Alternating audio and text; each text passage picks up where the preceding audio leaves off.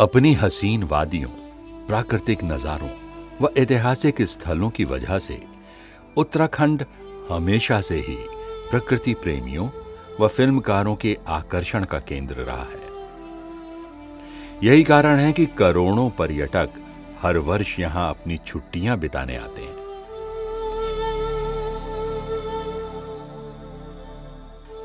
उत्तराखंड के ऐसे ही प्रमुख पर्यटन स्थलों में से एक है चंपावत।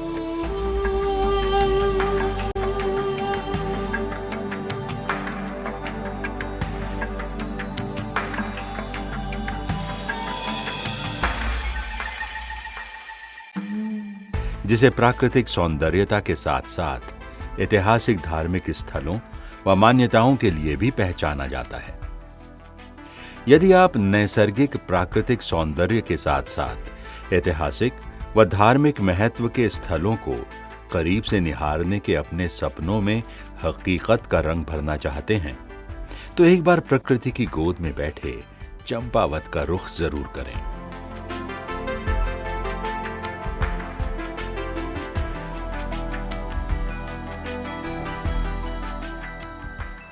यहां आपको प्रकृति के सुंदर नजारों के साथ धार्मिक पर्यटन की सौगात भी मिलेगी, जहां आप हर साल आकर अपनी छुट्टियां बिताना चाहेंगे। प्रकृति की हसीन वादियों में बसा चंपावत पौराणिक ऐतिहासिक समृद्धि से परिपूर्ण है।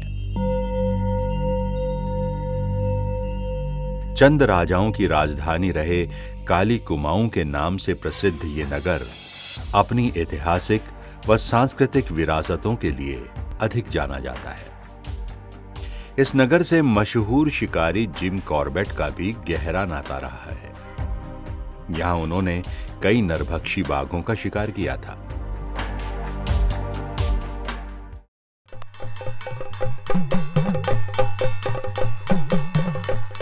यहां के देवी धोरा स्थित मां बाराही मंदिर में लगने वाले बगवाली मेले में देश विदेश के लाखों श्रद्धालु पहुंचते हैं। भगवान विष्णु के कुर्म अवतार की शिला कांदेव, वर्तमान में कांतेश्वर मंदिर, वानर राज बाली द्वारा स्थापित पालेश्वर मंदिर, न्याय के लिए प्रसिद्ध गोरल देवता का प्राचीन मंदिर, उत्तर भारत का प्रमुख शक्तिपीठ मां पूर्णागिरी का मंदिर हो, या फिर मीठे रीठे के लिए प्रसिद्ध सिखों का धार्मिक स्थल गुरुद्वारा श्री रीठा साहिब, सबका अपना विशेष महत्व है। चंद राजाओं की कर्मस्थली रहा राजा सोमचंद द्वारा निर्मित ऐतिहासिक राजबुंगा किला और उससे पूर्व रावत राजा के दौड़कोट किले के भग्नावशेष के रूप में मौजूद रानी का चबूतरा, जिसे कि कोतवाली चबूतरा भी कहा जाता है, आज भी यहां आने वाले पर्यटकों को अपनी ओर आकर्षित करता है।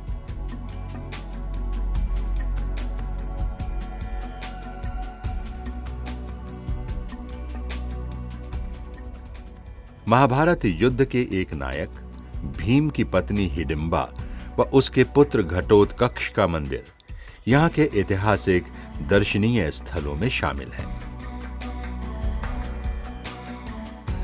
इनका नाम है घटोत्कच। घट माने सर में एक भी बाल नहीं, कच माने कान बड़े। और इसके ही नीचे ठीक हिडिंबा देवी का मंदिर है इनकी माँ का, और वहाँ एक अर्घ है। और अर्घ में ये प्रमाण है आपका कि अभी भी आप अगर दूध चढ़ाते हैं तो ये चढ़ाई है, इस चढ़ाई में वहाँ दूध चढ़ाते तो माँ अपने बेटे के लिए यहाँ देती थी। इसके अलावा चंपावत के मंच नामक स्थान में स्थापित गुरु गोरखनाथ की तपस्थली भी धार्मिक पर्यटन का प्रमुख केंद्र है। कहा जाता है कि यहां सतयुग से अखंड धूनी जलती आ रही है।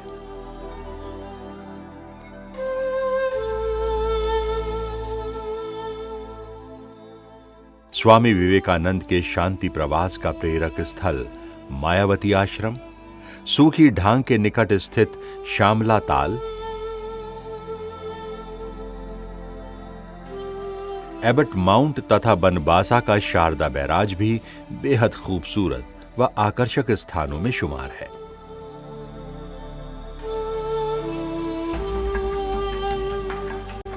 प्राचीन दंत कथा के अनुसार सतयुग में यहां देवताओं का वास था, लेकिन बाद में यहां राक्षसों का वास हो गया।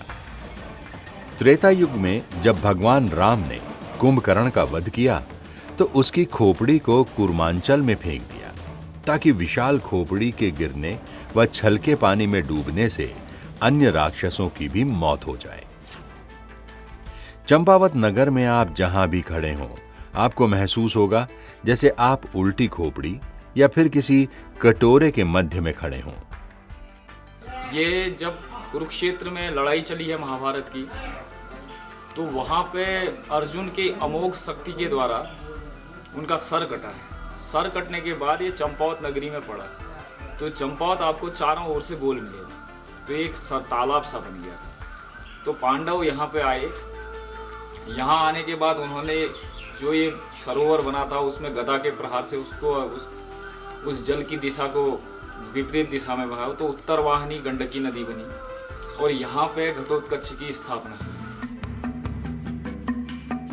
कौटोलगढ़ अथवा कर्णकरयात की एक पहाड़ी की चोटी पर स्थित बाणासुर का किला सबसे पुराना किला है। चंपावत जनपद की टनकपुर पूर्णागिरी तहसील की एक पहाड़ी पर स्थित मां पूर्णागिरी का धाम लोगों की आस्था का मुख्य धार्मिक स्थल है। देश विदेश के लाखों श्रद्धालु हर वर्ष यहां पहुंच मां पूर्णागिरी के चरणों में शीश नवा अपनी मनोकामनाओं की पूर्ति को गुहार लगाते हैं। ऐसे 7 महीने जब सती अपने क्रोध के कारण अग्निकुंड में बैठ गई थी, तो उनकी जैसे पूर्णागिरी में नाभ ही पड़ी। बाराही में मैया की नग्न मूर्ति है, तो उसको बंद कर रखा है। कहते हैं उसमें कि अगर नग्न मूर्ति नंगी आंखों से देख दी बिना पट्टी के तो ज्योति चली जाती है।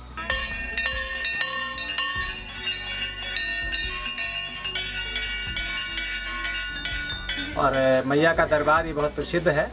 इसके विषय में कहा जाता है कि जिस समय सती ने अपने पिता के यहाँ अपने भौतिक शरीर का त्याग कर दिया, उस समय उनके विरह में व्याकुल होकर भगवान शिव ने उनके शरीर को अपने कंधे पर डाला, पूरा भ्रमण करने के लिए निकल गए। उनका अंग जो जहाँ जहाँ पर हमारे यहाँ गिरे हैं पूरे भारतवर्ष में, वहाँ पर शक्तिपीठ की स्थापनाएं हुई और यहाँ पर जितने भी भक्तगण आते हैं उनकी सभी इच्छाएं, उनकी मनोकामनाएं माँ पूर्णागिरी पूरे मनोतन से पूरा करती हैं। नेपाल में ब्रह्मदेव जो हैं, वहाँ पर कोई एक झिलमिल तालाब है। झिलमिल तालाब से जो परी कहते हैं जिसको अप्सराएं, 3 अप्सराएं ब्रह्म मुहूर्त में वहाँ एक ही फूल खिलता है। वहाँ से जल लेके पूर्णागिरी में आप चाहे बैठे रहें, आपको पता नहीं चलेगा। आप पूरा साफ कर दीजिए मंदिर को और आपको 4 बजे के टाइम में वहाँ पे एक फूल खिला हुआ चढ़ा मिलेगा। वो अप्सराएं जो हैं सर्वप्रथम वहाँ पे फूल और जल चढ़ा जाती है। ये शक्ति का प्रमाण है। कहा जाता है कि सतयुग में दक्ष प्रजापति ने एक यज्ञ का आयोजन किया जिसमें सभी देवी देवताओं को आमंत्रित किया गया, लेकिन उन्होंने अपने दामाद भगवान शंकर व पुत्री सती को निमंत्रण नहीं दिया। सती भगवान शिव की मनोहार कर बिना निमंत्रण यज्ञ में शामिल होने चल दी। सती अपने पति का अपमान बर्दाश्त नहीं कर पाती है और हवन कुंड में कूदकर जान दे देती है। सती के यज्ञ कुंड में कूदने के बाद कैलाश पर्वत पर साधना में लीन भगवान शिव का नेत्र खोलना, क्रोधित शिव का सती के शव को लेकर तांडव नृत्य करते हुए ब्रह्मांड में विचरण, सती के शरीर के अंग कटकर विभिन्न स्थानों में गिरते हैं, जिनमें से नाभि टनकपुर की एक पहाड़ी पर गिरती है और यहीं पर शक्तिपीठ की स्थापना होती है। मां पूर्णागिरी धाम 108 सिद्ध पीठों में एक महाकाली का पीठ माना जाता है। टनकपुर से 22 किलोमीटर तथा चंपावत से 95 किलोमीटर की दूरी पर समुद्र तल से 3000 मीटर की ऊंचाई पर अन्नपूर्णा शिखर पर काली नदी के तट पर हर वर्ष विशाल मेले का आयोजन होता है। चैत्र नवरात्र में भक्तों में विशेष उत्साह दिखाई देता है और प्रतिदिन लाखों श्रद्धालु नंगे पांव मां पूर्णागिरि के दर्शनार्थ यहां पहुंचते हैं। यहां पहुंचने के लिए टनकपुर से ठुलीगाड़ होते हुए भैरव मंदिर तक वाहन से जाया जा सकता है। उसके बाद पैदल यात्रा करनी होती है।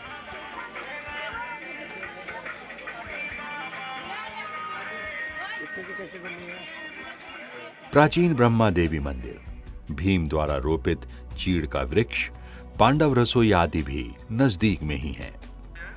ठुलीगाड़ पूर्णागिरि यात्रा का पहला पड़ाव है। झूठे मंदिर से आगे मां काली तथा महाकाल भैरव का मंदिर है।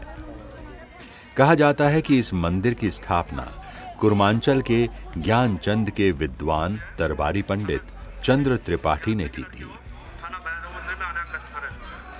बांस की चढ़ाई के बाद हनुमान चट्टी आती है, जहां से पुण्य पर्वत का दक्षिण पश्चिमी हिस्सा नजर आने लगता है। पूर्णागिरि मंदिर में रात दिन 24 घंटे भक्तों की लंबी कतार लगी रहती है।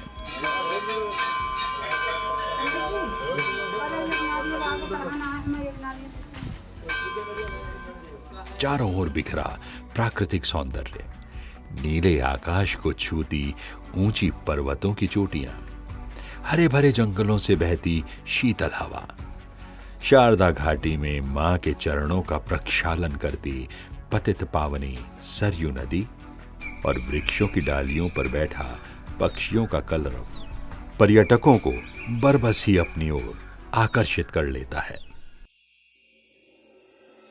आइए अब आपको चंपावत के अन्य प्रमुख पर्यटन स्थलों से रूबरू कराते हैं, जिनमें से प्रमुख हैं बालेश्वर मंदिर। सन 1972 ईस्वी में बना चंपावत का ऐतिहासिक बालेश्वर मंदिर पर्यटकों को सहज ही उस दौर की विरासत से रूबरू कराता है।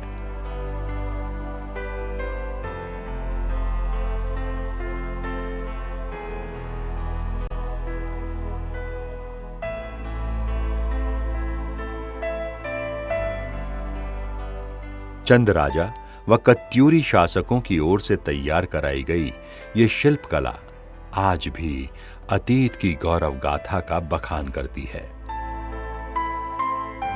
हथौड़ी व छीनी की मदद से निर्मित शिल्प में तत्कालीन कलाकारों के भाव देखने को मिलते हैं।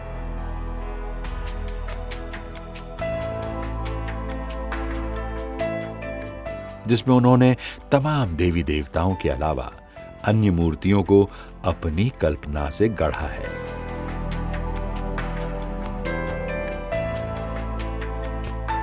पत्थरों पर छेनी व हथौड़े की मदद से उकेरी गई इन मूर्तियों को देखकर लगता है मानो वो अभी बोल उठेंगी।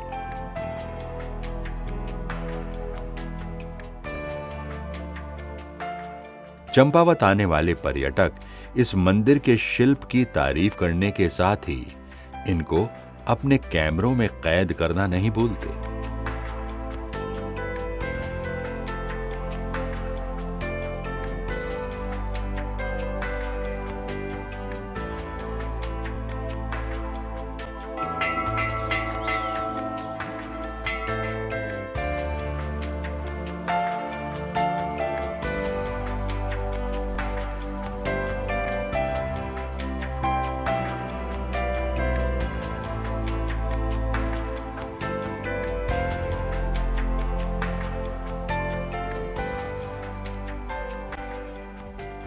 बाणासुर का किला जिला मुख्यालय से करीब 17 किलोमीटर दूर एक पहाड़ी की चोटी पर स्थित इस किले को कोटला किला के नाम से भी जाना जाता है।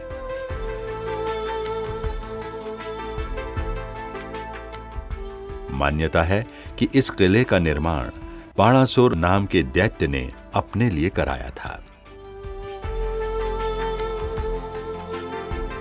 भगवान विष्णु जब उसे न मार सके तो महाकाली ने प्रकट होकर दैत्य का वध किया।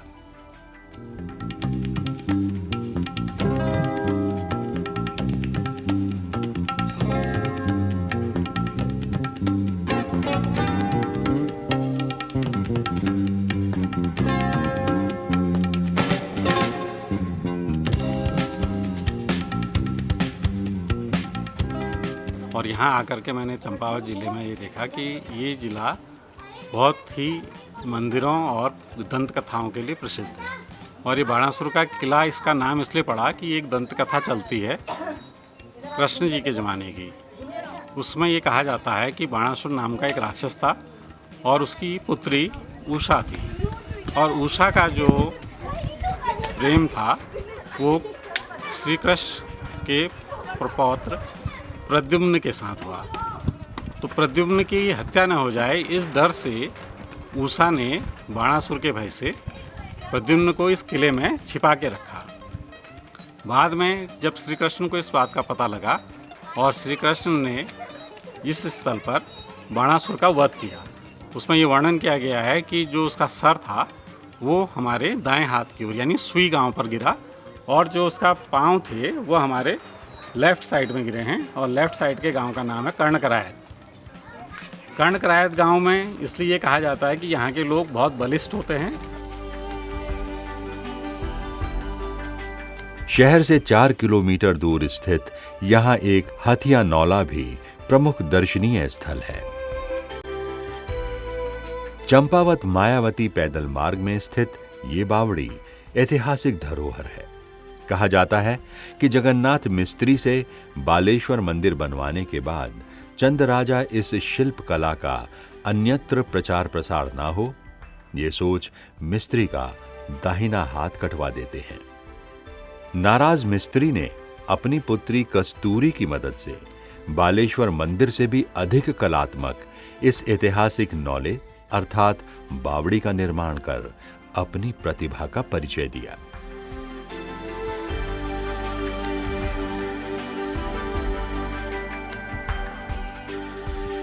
यहां के अन्य ऐतिहासिक स्थलों में मंच स्थित गुरु गोरखनाथ की तपोस्थली प्राकृतिक सुंदरता के साथ आध्यात्मिक शांति का प्रमुख केंद्र है।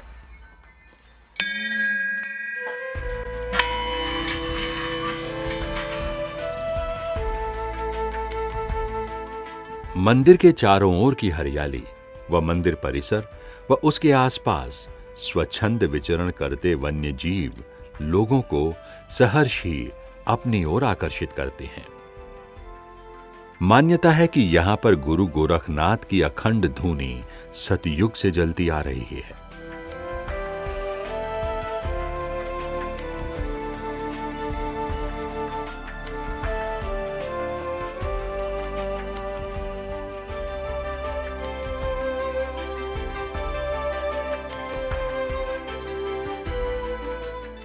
और ये घंटा जो ये चंद्र राजा ने चलाया हुआ है, जो यहाँ का गोरखा जिसका चंपावत का राजा तो था चंद्र राजा। स्वयं शिव जी हुए ये गोरक्षनाथ जी का रूप योग मार्ग प्रचार के लिए स्वयं शिव जी ने रूप धारण किया है गोरक्षनाथ जी का। और यहाँ भी मंगत भी मांगते हैं, किसी को औलाद नहीं होता है यहाँ बर भी बैठते हैं रात को भैरव जी में, उनको सपने भी आता है।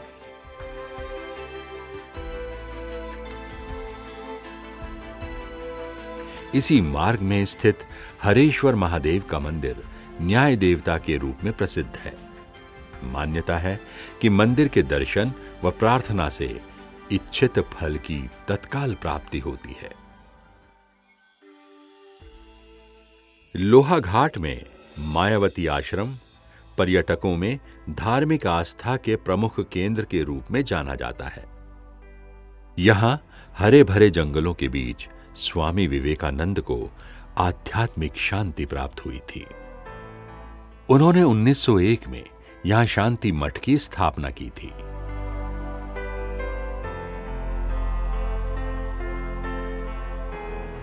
यहां का सुरम्य शांतिमय वातावरण तथा स्वामी विवेकानंद द्वारा स्थापित प्रिंटिंग प्रेस आज भी लोगों को अपनी ओर आकर्षित करती है।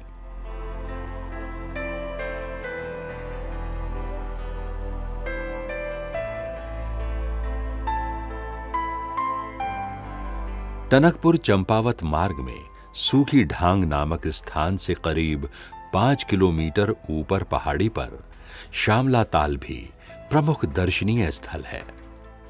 यहां कुमाऊं प्रवास के दौरान स्वामी विवेकानंद पहुंचे थे।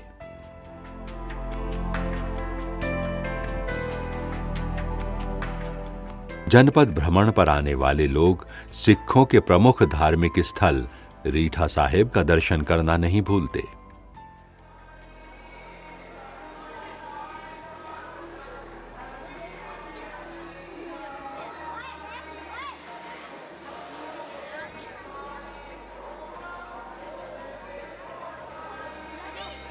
चंपावत से 60 किलोमीटर दूर रीठा साहिब में वैशाखी के भव्य मेले का आयोजन होता है।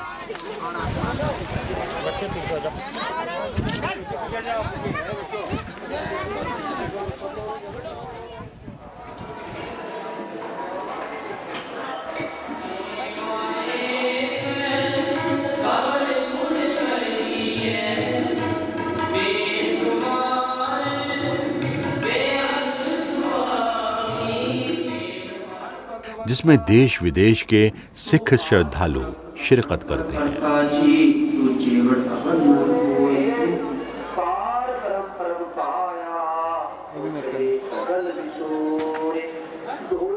कहा जाता है कि गुरु नानक देव जी यहां आए थे और उन्होंने रीठे के एक पेड़ के नीचे विश्राम किया।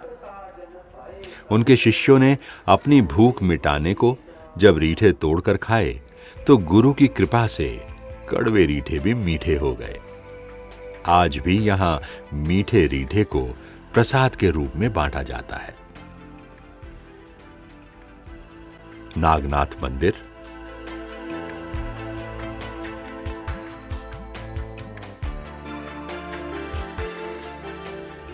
घटोत्कच मंदिर,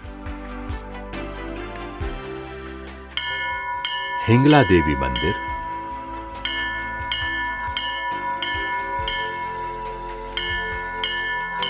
ये जो है चंपावत नगरी, यहाँ पे सप्त स्वर हैं।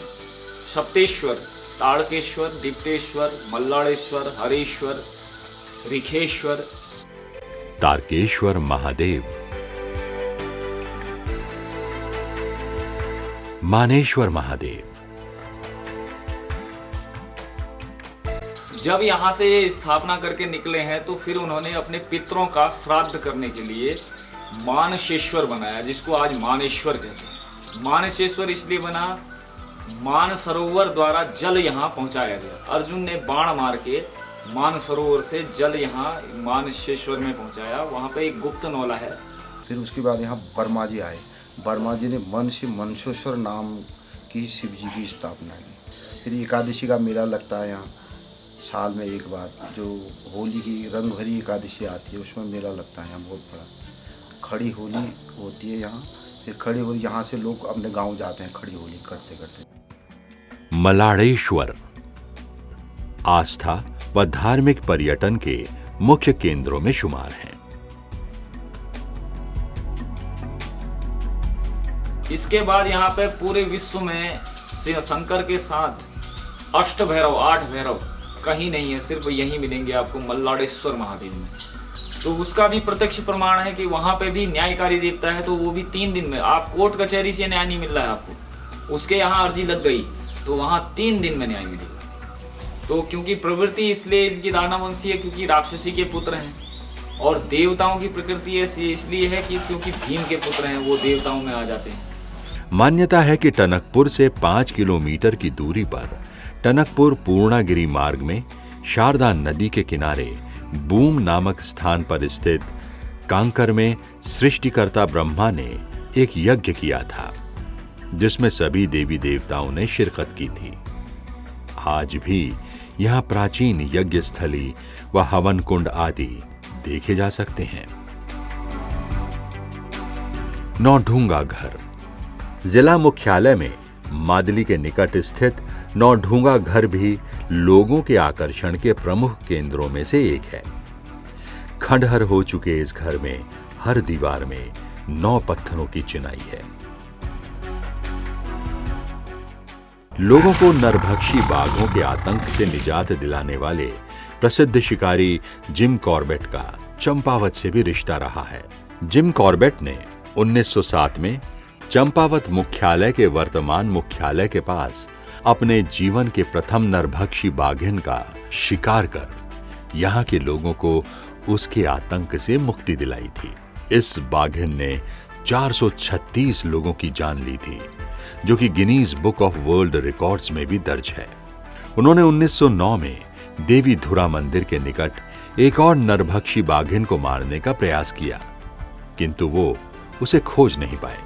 1929 में उन्होंने चंपावत के तल्ला देश के ग्राम ठुलाकोट में एक और नरभक्षी बाघिन को मौत के घाट उतारा था। कहा जाता है कि ठुलाकोट को आते वक्त 29 अप्रैल 1929 को पूर्णागिरि मंदिर के निकट उन्हें दिव्य पुंज के दर्शन हुए थे। अप्रैल 1938 में उन्होंने काली नदी और लधिया नदी के संगम पर चूका नामक स्थान पर एक और नरभक्षी बाघ का अंत किया और 30 नवंबर 1938 को ही पूर्णागिरि के टाक गांव में तथा 1946 में लघिया घाटी के आतंक के पर्याय बन चुके अपने जीवन के अंतिम नरभक्षी बाघ का अंत किया।